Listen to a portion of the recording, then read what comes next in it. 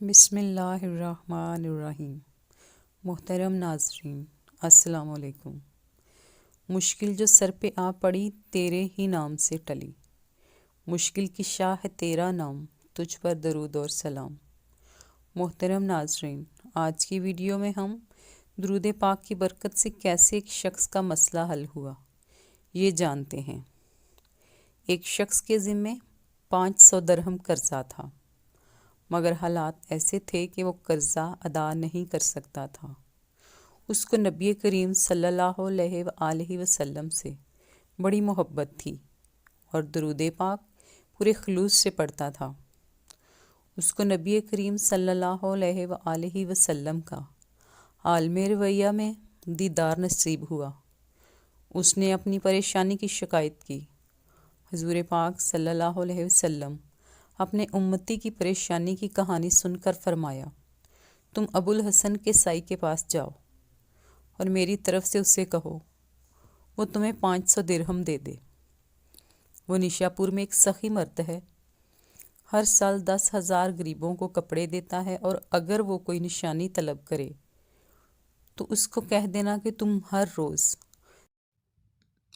دربار رسالت میں 100 بار درود پاک کا تحفہ حاضر کرتے ہو، مگر کل تم نے درود پاک نہیں پڑھا۔ وہ شخص بیدار ہوا اور ابو الحسن کے پاس پہنچ گیا اور اپنا حال بیان کیا، مگر اس نے کچھ توجہ نہ دی۔ پھر جب حضور پاک صلی اللہ علیہ وآلہ وسلم کا پیغام دیا تو اس نے نشانی طلب کی، اور جب نشانی بیان کی تو ابو الحسن سنتے ہی تخت سے زمین پر کود پڑا اور دربار الہی میں سجدہ شکر ادا کیا، اور پھر کہا، میرے بھائی، یہ میرے اور اللہ کے درمیان راز تھا، کوئی دوسرا اس راز سے واقف نہ تھا۔ واقعی کل میں درود پاک پڑھنے سے محروم رہا تھا۔ پھر ابو الحسن نے اپنے کارندوں کو حکم دیا کہ اسے 500 کی بجائے 2,500 درہم دے دو، اور ابو الحسن نے عرض کیا، اے بھائی، یہ 1000 درہم آقا دو جہاں صلی اللہ علیہ وسلم کی طرف سے پیغام اور بشارت لانے کا شکرانہ ہے، اور یہ 1000 آپ کے یہاں تشریف لانے کا شکرانہ ہے، اور 500 درہم سرکار کے حکم کی تعمیل کی۔